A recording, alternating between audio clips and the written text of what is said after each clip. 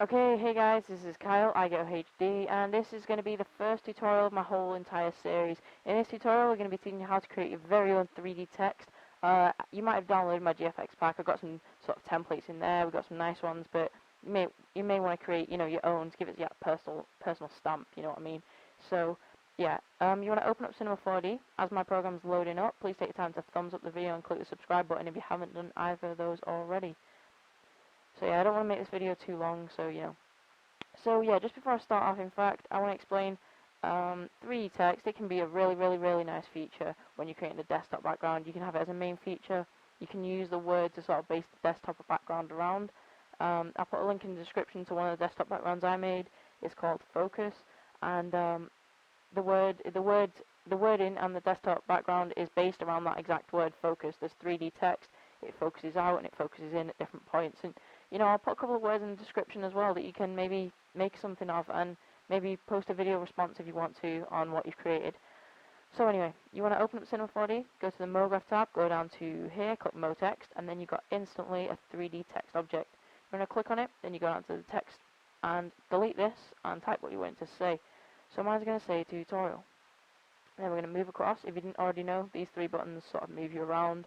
Don't want to go too in depth, so left and right on the mouse whilst clicking this one zooms in and out. This one rotates with up and down, left and right, and this one just strafes you about basically. So yeah, we're going to get sort of dead on view. There we go. And then click on the mode text again.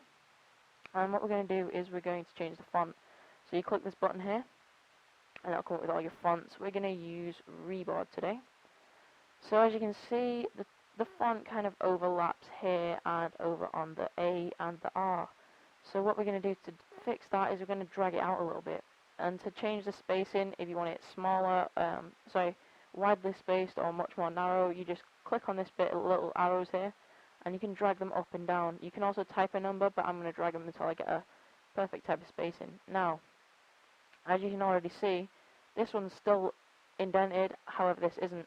And I don't really like the look to have them like that because they look too much space. So what I'm going to do, I'm going to make sure they're still touching, but not by much.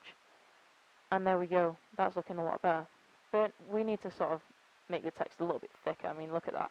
It's not very attractive. So we're going to click on the mode text again. Make sure you clicked on it. Then here it says depth. You're going to change this. The default depth I type in for all my fonts is 120. Then I see what it looks like and go from there. So I recommend doing that, but depending on your font, you're going to need a different depth anyway. So that's looking pretty nice right now. We need to sort of add some colour and also some caps. So I'm going to teach you two ways to do this.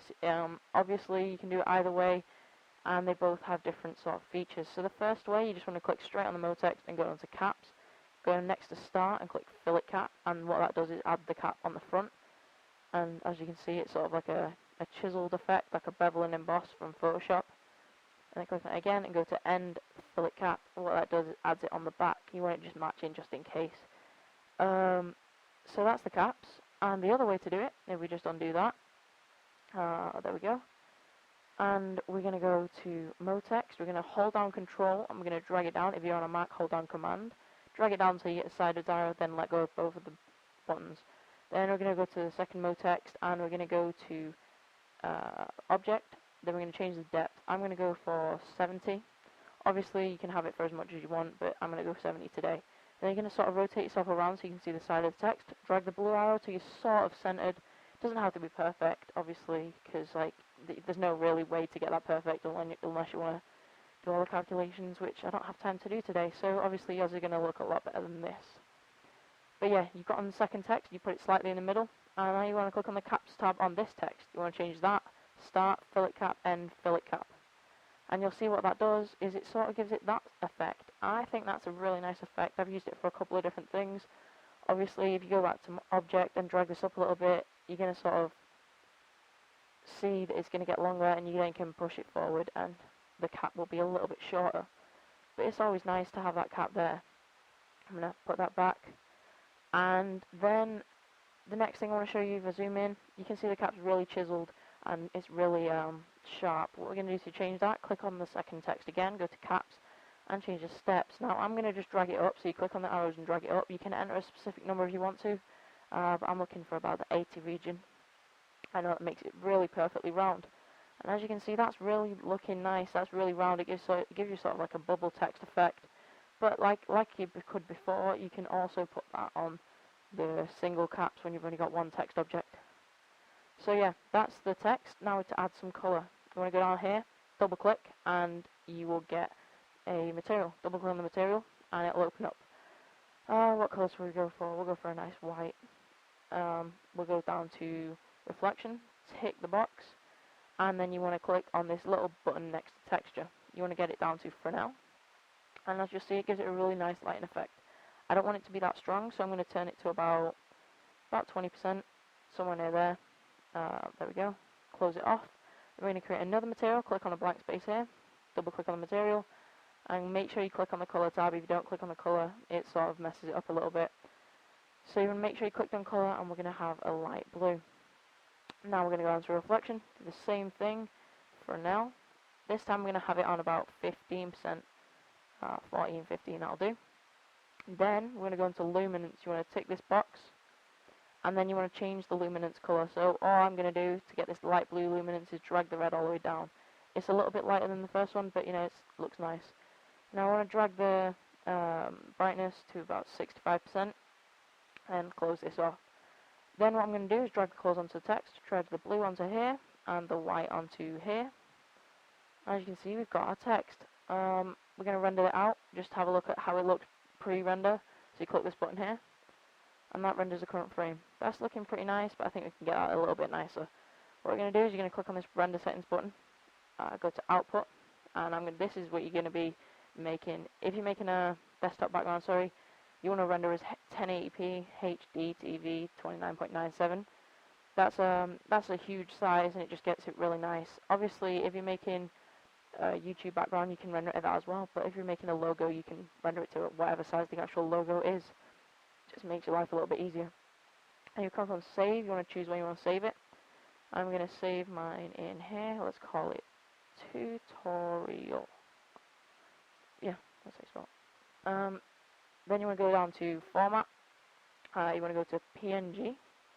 Then you want to anti-aliasing. Change this to best. Then you want to click on effect, ambient occlusion, effect, global illumination. Close this off. Zoom out a little bit. As you can see, these little grey bars on the side. So you might be able to see them better here. There's like a little grey bar, and that is the sort of boundaries of your preferences on how big you wanted it to be. So yeah, that's the boundaries. So you want to sort of keep it within there. And I'm going to put thereabouts. The camera's there. And I'm going to click the render button, which is this one. This is just the pre-render again. And as you can see, this whole effect is coming up now when I'm rendering. What this is the ambient occlusion and the global illumination in work. What global illumination does is it analyzes where the light is coming out of the object or where the light is going in. Obviously, there's no light going in at the moment, so the whole object is going to be lit by the light coming out of the actual material. So we can have a look what that looks like, and if not, we can always add a sky and mess around with that. But I'll show you that next. So yeah, this always takes a little bit longer, but it's kind of worth the effort because it does make it turn out pretty nice. As you can see, the true colors are coming a lot better. Coming through a lot better than they were before, and overall looks a little bit nicer. With the sky, which I'll show you quickly next, I don't want to leave this to render the full thing, but I just want to give you a sort of idea on what it's going to look like. But with the sky, it's going to light the whole set, basically, if you like, and it'll show you literally everything, but you'll still be able to keep the true colors. And yeah, so as you get an idea straight away, the blue lighting is making everything a little bit blue. That's not too bad, to be honest, but we wanted to keep it to the true colors, which are white. So you want to click on here, anywhere here, and it'll stop the rendering. Then you want to go over here, hold down your left click, so you get to sky. You'll see the sky pop up here. You want to create a new material, and this part you'll need my GFX pack for. If you haven't already got that, then go to my videos and you'll see it in there and download it.